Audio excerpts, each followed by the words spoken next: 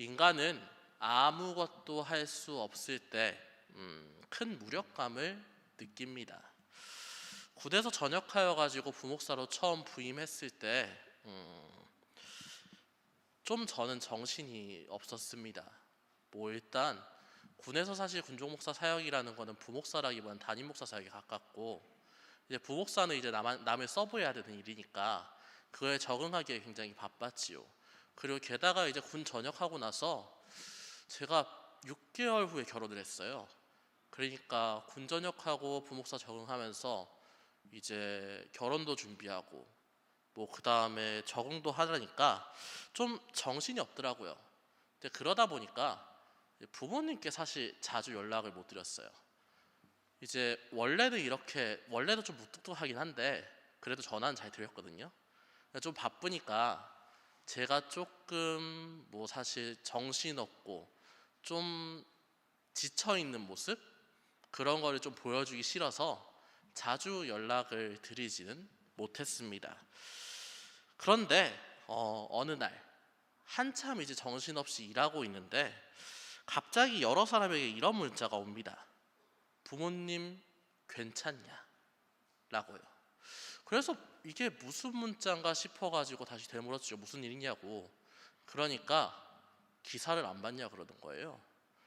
기사를 보니까 뭐라고 떠 있냐면 고향에 지진이 났대요. 근데 사실 지진은 저 군 전역하기 전에도 여러 번 났었거든요. 그래서 지진이야 작게 나니까 그럴 수도 있지, 무슨 일이 있겠나 생각을 했는데 그게 아니라 역사상 최대 지진이 그때 났답니다.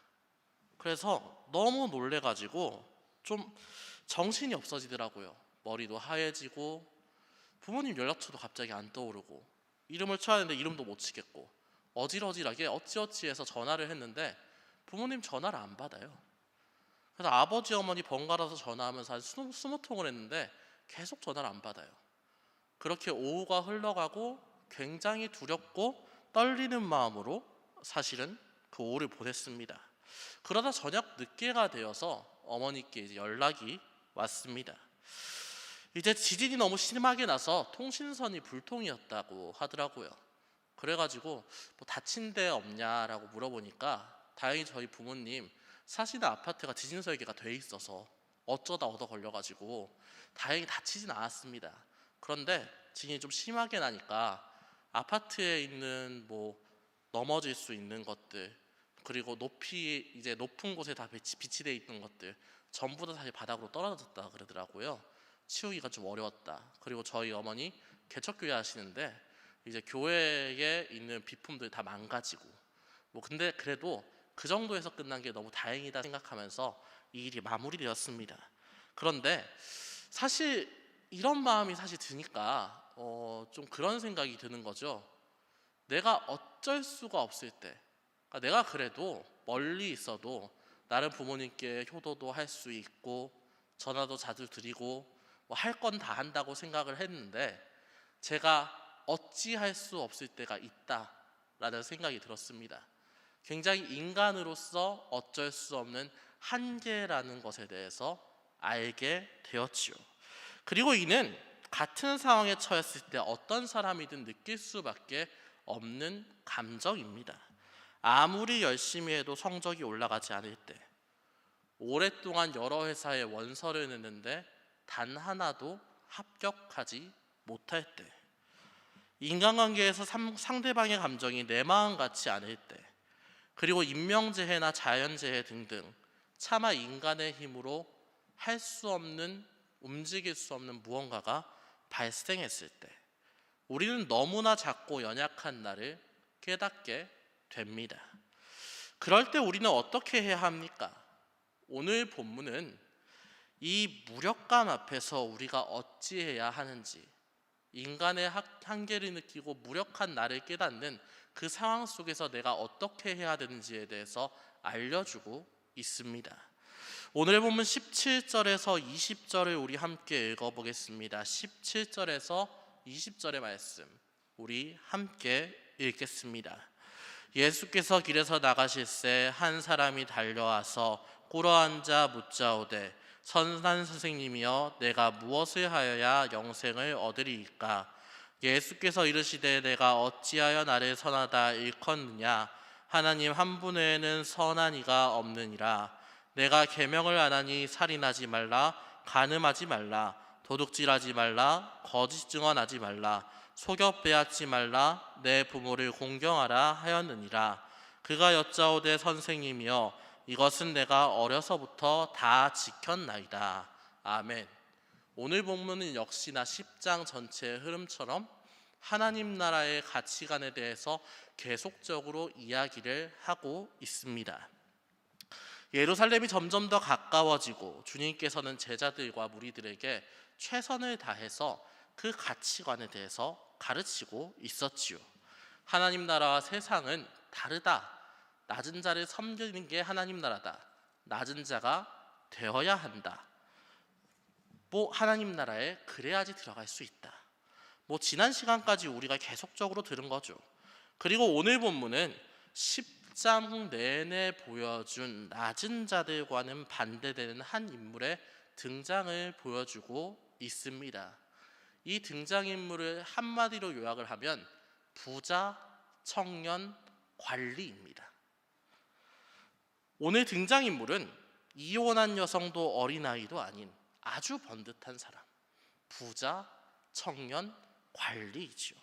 사실 오늘 본문에는 그가 재물이 많다는 이야기는 있지만 청년이다, 관리다라는 말은 없습니다. 하지만 오늘 본문에 복음서는 항상 같은 이야기에 대한, 모든 본문이 다 똑같지는 않지만 같은 본문에 대한 비슷한 이야기가 마태복음이나 누가복음에도 있는 경우가 있습니다. 그러니까 평행 본문이라고 보통 하거든요. 이거를 그 오늘 본문의 평행 본문인 마태복음 19장 22절은 그 청년이 재물이 많음으로 라고 이야기를 합니다. 그 청년인 건 밝혀졌죠.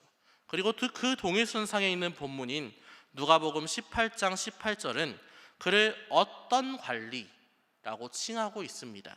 이것들을 종합해 보면 그는 부자, 청년, 관리가 맞습니다. 어쨌든 이 부자, 청년, 관리는 오늘 주님께 달려와 무릎을 꿇습니다. 그리고 이렇게 이야기를 하지요. 선한 선생님이여 내가 무엇을 해야 영생을 얻으리이까? 그는 참 간절합니다.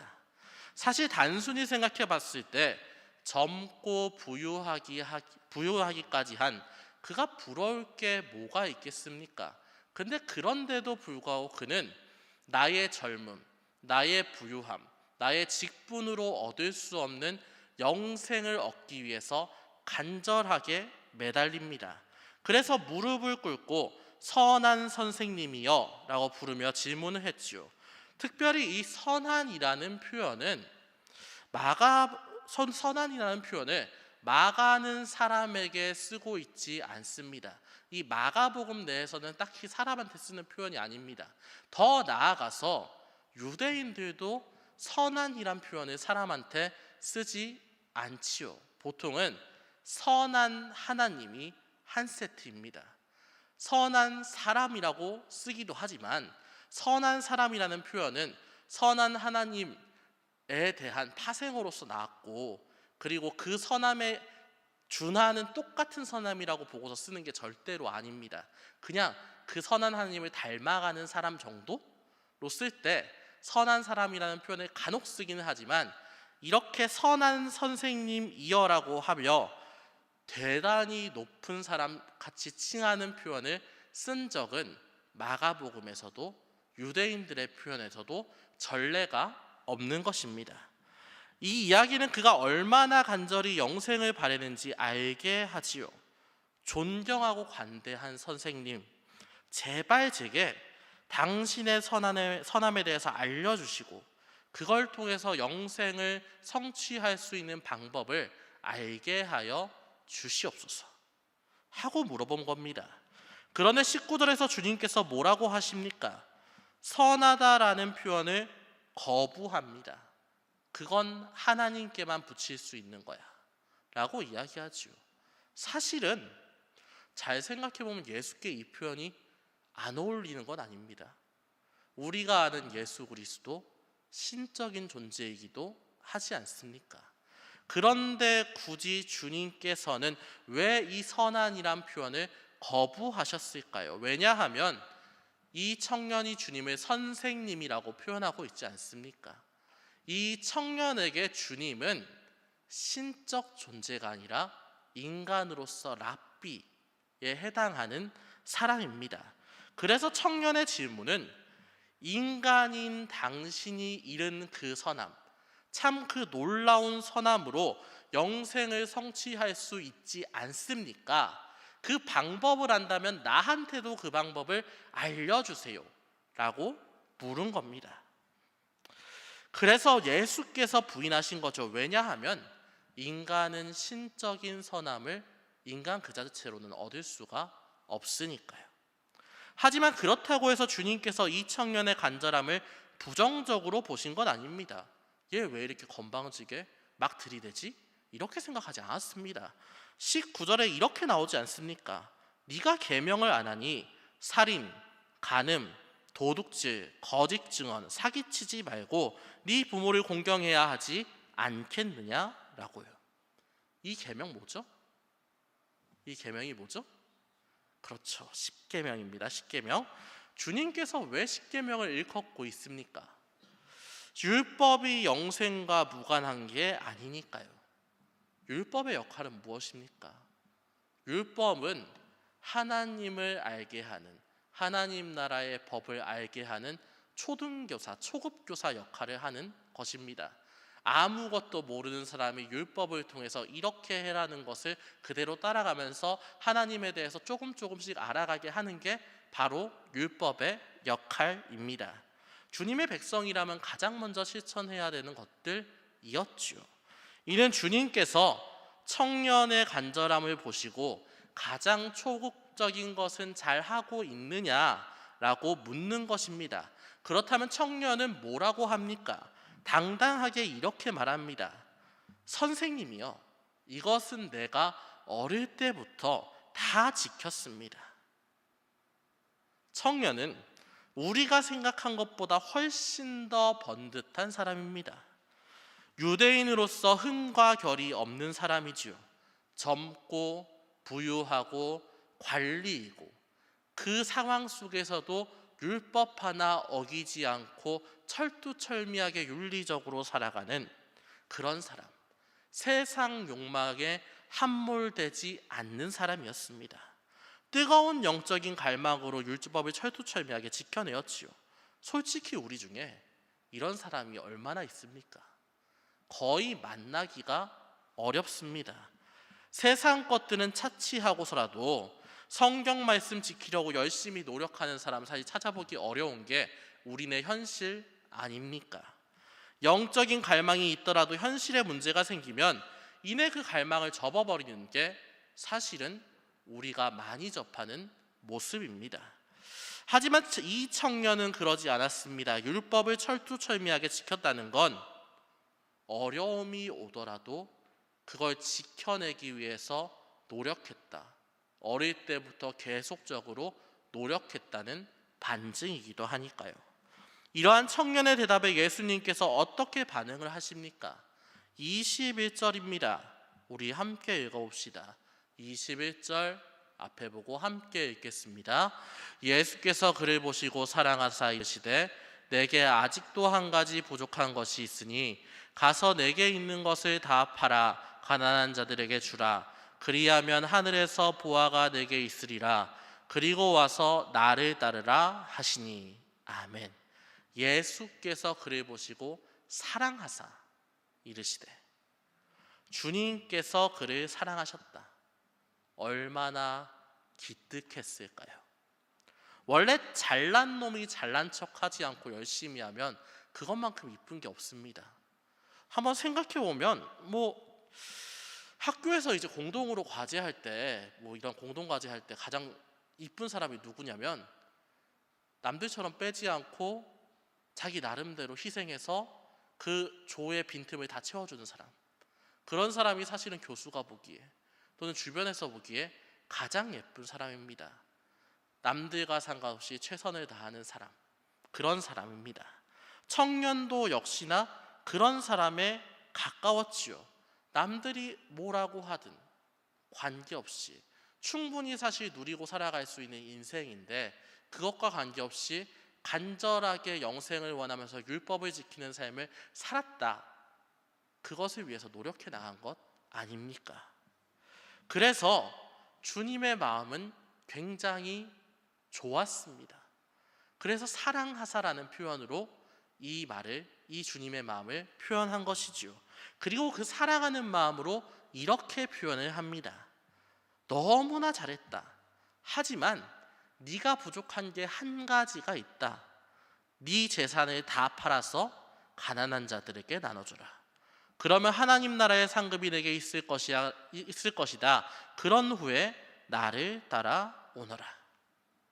여러분이 보시기에 이 말씀의 느낌이 어떻습니까? 이 말씀을 딱 들었을 때 여러분의 마음에 드는 생각은 무엇입니까? 보통 이 말씀을 들은 사람은 네 것을 다 팔아서 가난한 자들에게 주라, 이 말씀에 집중을 합니다. 그리고 그 어려운 일을 해야 비로소 하나님 나라에 갈 수 있는 건가? 라고 생각하며 걱정을 시작하지요. 그렇게 보면 오늘 주님의 말씀은 청년을 챙겨주는 게 아니라 너 아직 부족해, 너 아직 좀 더 해야 돼, 훈계하는 말씀이 됩니다. 그래서 우리가 진짜로 눈여겨봐야 되는 부분은 너 네 거 다 팔아가지고 가난한 자들한테 줘야지 천국 간다가 아니라, 중요하게 봐야 되는 부분은 21절 마지막에 있는 나를 따르라입니다. 나를 따르라. 복음서 내에서 이 말이 언제 나옵니까? 나를 따르라. 제자들을 부르실 때 나왔습니다. 주님께서 베드로를 부르시면서 이렇게 말씀하셨죠.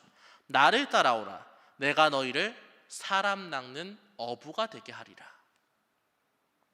쉽게 말해서 주님께서는 이 청년을 제자로 받아들이겠다라는 말을 한 겁니다. 그만큼 이쁘게 보셨다는 것이죠. 그렇다면 청년은 어떻게 반응을 합니까? 22절입니다. 우리 함께 읽겠습니다. 22절 함께 읽겠습니다. 그 사람은 재물이 많은 고로 이 말씀으로 인하여 슬픈 기색을 띠고 근심하며 가니라. 아멘. 재물을 포기할 수 없었다. 참 슬픈 결론입니다. 저렇게 완벽한 사람도 주님 나라에 들어가기가 이렇게 어렵구나라는 마음이 들지요. 그리고 무력감이 찾아옵니다. 나는 어떻게 해도 하나님 나라에 들어갈 수 없는 사람인가? 저 정도 사람까지 이러는데 내가 뭐라고 하나님 나라를 바란단 말인가? 라는 절망감이 생길 수도 있습니다. 하지만 이는 좀 잘못 이해된, 잘못된 무력감입니다. 한번 생각을 해보십시오. 하나님께서는 부자 청년뿐만 아니라 제자들도 불렀습니다. 그런데 그 제자들, 사실 제자 되기 전의 모습이 부자 청년보다 나았습니까? 절대로 더 낫지 않았습니다. 12제자 중에 가장 많은 직업이 어부였습니다. 더 나아가 그들은 그리 많이 배운 식자층, 지식인도 아니었지요. 게다가 마태는 세리라는 떳떳지 못한 직업을 가진 사람이었습니다. 그리고 그들은 예수님의 제자가 되고 나서도 세상 욕망을 버리지 못해서 계속적으로 고생을 하고 있죠. 부자 청년의 간절함과 행위를 생각해 본다면 제자들이 더 나은 건 딱히 없다는 이야기입니다. 하지만 그럼에도 불구하고 주님께서는 제자들을 불렀습니다. 왜 그랬습니까? 왜 그러셨습니까? 적어도 그때는 제자들이 진실했으니까요. 베드로 한번 생각해 보십시오. 주님께서 나를 따라라 하고 했을 때 베드로는 어떻게 했습니까? 마태복음 4장 20절에 이렇게 나와 있습니다. 그들이 곧 그물을 버려두고 예수를 따르니라. 이 말씀 이후에 베드로뿐만 아니라 세베대의 아들 야고보와 요한도 주님께서 불렀습니다. 어떻게 했습니까? 주님께서 부르시니 그들은 배와 아버지를 버려두고 주님을 따랐습니다. 그들에게 그물과 배, 아버지는 인생에 있어서 가장 중요한 것들입니다. 직업, 자신이 살아가는 사회, 가정 아닙니까? 가장 중요한 것들을 버리고 주님을 따른 겁니다. 그만큼 진실했다는 거죠. 그리고 오늘 주님께서 청년에게 바란 것도 그것입니다. 다 버리고 나를 따르라 라는 겁니다. 왜 그렇습니까? 주님을 따르려면 주님보다 중요한 게 없어야 하니까요. 물론 그렇게 따른 이후에도 세상 욕망이 보이고 주님보다 더 좋아 보이는 게 보일 수도 있습니다. 하지만 적어도 그때 주님께서 나를 부르실 때, 이 부르심은 따라야겠다는 그 마음이 간절하게 올 때 그 간절함에 응답하는 것, 그것을 주님께서 오늘 원했다는 이야기입니다. 예를 들어서 한번 기도를 한다고 한번 생각을 해보십시오. 나는 A를 놓고 기도하는데 내 마음에는 자꾸 주님께서 B라고 말씀하시는 것 같으라는 마음이 간절하게 옵니다. 근데 B를 선택을 하면 A를 이룰 수가 없습니다. A를 완전히 포기해야 됩니다. 그런데 기도를 하면 기도를 할수록 B를 해야 될 것 같아요. 그러면 여러분 어떻게 하시겠습니까? 아, 그래도 내 생각에는 A니까 A를 하겠습니다 라고 하시겠습니까? 그러면 그리스도인으로서 쉽지 않다는 이야기입니다. 주님께서 B라고 하면, 계속적으로 B라고 마음을 주시면 B로 가라는 게 그리스도인이 해야 할 행동입니다. 물론 내 머리로는 이해가 안 될 수도 있습니다. 재산을 다 나눠주고 빈털터리가 되어서 주님을 따라라는 그 말은 이해가 전혀 안 됩니다. 하지만 강력하게 그게 옳다는 마음이 들면 그대로 하는 게 맞습니다. 하지만 이 선택을 한다고 해서 세상이 알아주는 것은 아니지요. 잘했다고 하지 않습니다. 본문 24절에서 27절이 그 반응을 보여주고 있습니다. 우리 24절에서 27절 우리 함께 읽겠습니다. 제자들이 그 말씀에 놀라는지라 예수께서 다시 대답하여 이르시되 얘들아, 하나님의 나라에 들어가기가 얼마나 어려운지 낙타가 바늘귀로 나가는 것이 부자가 하나님의 나라에 들어가는 것보다 쉬우니라 하시니 제자들이 매우 놀라 서로 말하되 그런즉 누가 구원을 얻을 수 있는가 하니 예수께서 그들을 보시고 이르시되 사람으로는 할 수 없으되 하나님으로는 그렇지 아니하니 하나님으로서는 다 하실 수 있느니라. 아멘. 제자들이 그 말씀에 놀라는지라. 제자들이 왜 놀랐습니까? 자기들의 과거를 기억 못했을 수도 있지요. 더 나아가 저 번듯한 부자 청년을 쳐내는 것처럼 보이는 주님의 말씀이 좀 그랬을 수도 있습니다.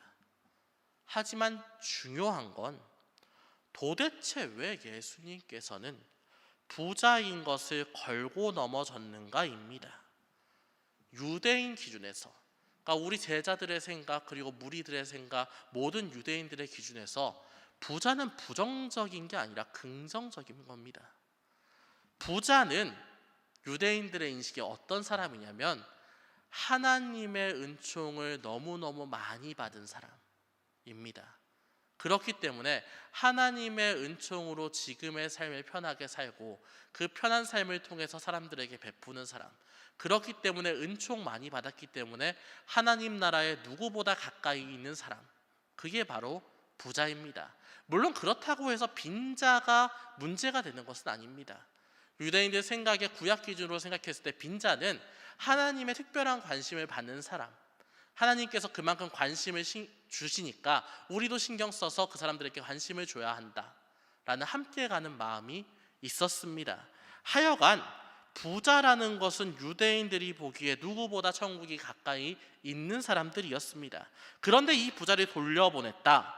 젊고 지기도 있고 부유하고 관리이기까지 한, 율법도 잘 지키는, 쉽게 말해서 어디 하나 빈틈이 없는 이 청년은 천국에 들어가지 못한다. 제자들 입장에서 얼마나 황당했겠습니까? 게다가 그 청년을 돌려보내고 주님께서 이렇게 말씀하십니다. 낙타가 바늘귀에 가는 것이 부자가 하나님 나라에 들어가는 것보다 쉽다. 제자들이 이에 대해서 뭐라고 반응합니까? 그러면 누가 구원을 얻을 수 있습니까? 쉽게 말해서 기준이 너무 높은 것 아닙니까? 라고 반문한 겁니다. 물론 이런 생각하면 한탄할 수 있지요. 낙타가 바늘귀에 들어가는 것은 불가능인데 그거 뚫는 사람이 누가 있겠나 싶은 마음이 들 수 있습니다. 그렇게 천국 들어가기가 어려우면 나도 들어갈 수가 없다. 계속 그 마음이 들 수 있죠. 하지만 주님께서는 천국 가는 거 막으려고 기준 높여놓으려고 더 열심히 무언가를 해라고 이 얘기하는 게 절대로 아닙니다. 그 마음이 27절에 나타납니다. 27절에 뭐라고 하십니까? 이렇게 되어 있지요. 예수께서 그들을 보시며 이르시되 사람으로는 할 수 없으니 하나님으로는 그렇지 아니하니 하나님으로서는 다 하실 수 있느니라. 사람은 할 수 없다. 하나님은 할 수 있다. 이게 무슨 말입니까? 우리가 너무나 잘 아는 그 말, 구원은 오직 하나님께만 있다. 이 얘기를 하는 겁니다. 그러니 사람의 힘으로 불가능하다는 겁니다. 그래서 부장 청년 관리가 실망하고 돌아간 거지요. 주님께서는 계속적으로 말씀을 하셨습니다. 낮은 자를 섬겨라. 낮은 자가 되어라.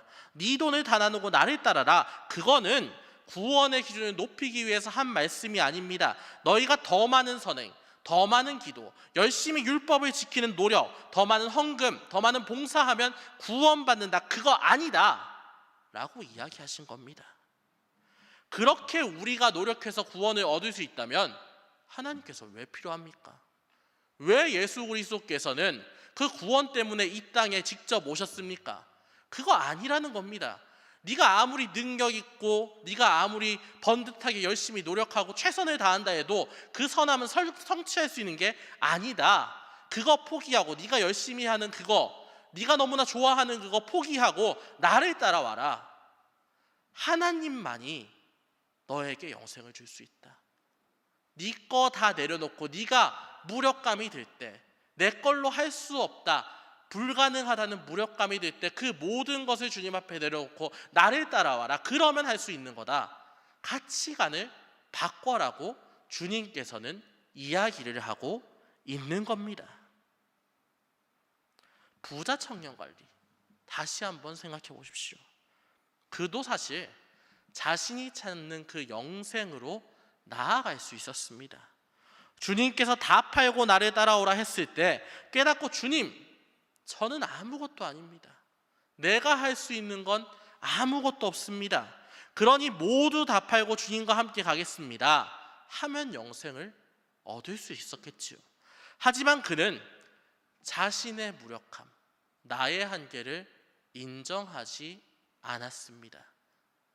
그가 돌아간 것은 방법이 너무 어려워서도 있겠지만 이 랍비께서는 내가 원하는 답을 해주지 않는구나 라는 생각도 있을 겁니다. 그래서 내가 원하는 방법, 돈, 명예, 권력을 포기하지 않는 선에서 노력해서 성취할 수 있는 방법을 이야기해주는 사람이 있을 거야 라는 마음을 먹고 돌아선 겁니다. 무력함 앞에서 무릎 꿇지 않고 자신은 틀리지 않았다는 마음을 다시 한번 관철시킨 거지요. 여기서 우리는 그리스도인이 취해야 할 삶의 모습을 발견합니다. 주님께서는 우리의 무력함을 원하십니다. 물론 그거는 세상 살면서 느끼는 그런 무력함이 아닙니다. 주님께서 원하시는 무력함이란 인간으로서의 한계를 아는 것입니다. 세상 잘 살다가도 주님 앞에 내가 서면 나는 아무것도 아닙니다. 나는 아무것도 아니었구나 느끼는 사람, 아무것도 아님을 알고 주님 앞에 나아가는 사람, 그리고 주님께서만 할 수 있다고 고백하는 사람, 그 사람을 주님께서 원하십니다. 사실 한 가지 고백이지만 최근 수련회 때 이 마음이 참 많이 들었습니다. 수련회 팀은 아시겠고 뭐 아시는 분도 있겠지만 순간순간 걸려 넘어질 뻔한 일들이 참 많았습니다. 참 어려운 부분들이 많았지요. 첫 수련회이기도 하고 제 입장에서는 적응하는 부분도 있을 것이고, 그리고 수련회라는 큰 행사 앞에서 걸림돌들이 없을 수는 없습니다. 하지만 참 그 걸림돌들이 앞에 설 때에 그런 마음이 들더라고요. 이거를 극복해낼 수 있을까? 이 상황을 어떻게 해야 되지?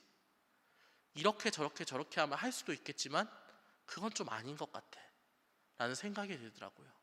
그래서 계속 수련회 내내 이슈가 있을 때마다 마음속으로 그렇게 되뇌었습니다. 주님께서 하실 겁니다.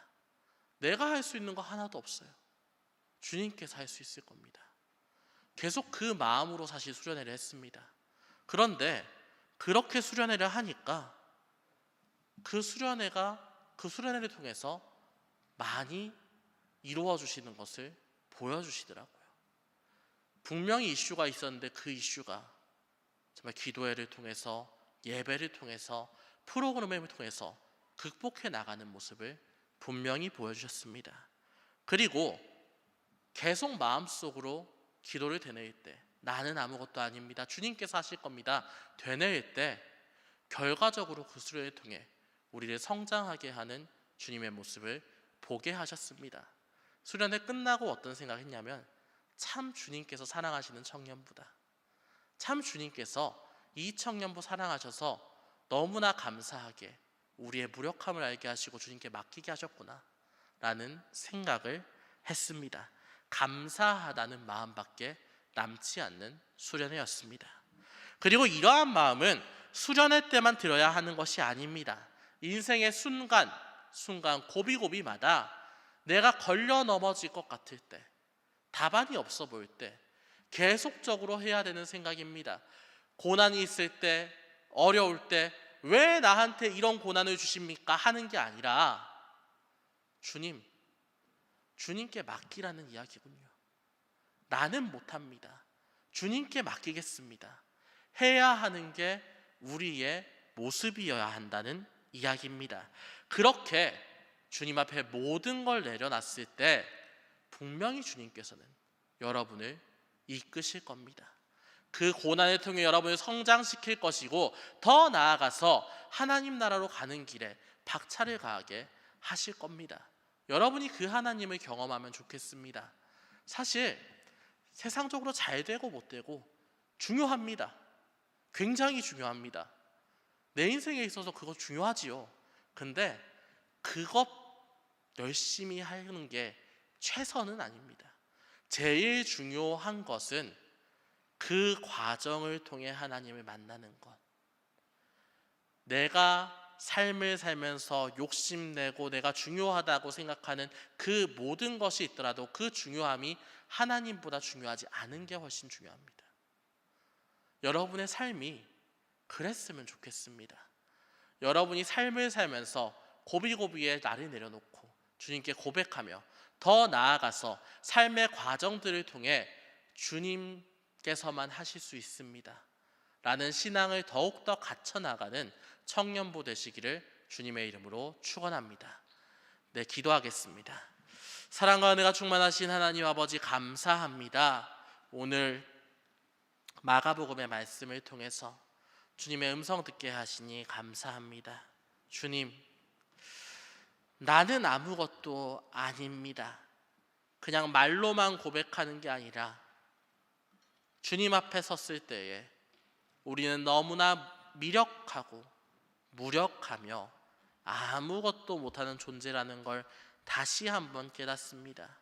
주님께서 주신 그 구원이라는 선물, 우리가 노력해서 성취할 수 있는 게 아니라는 것도 깨닫습니다.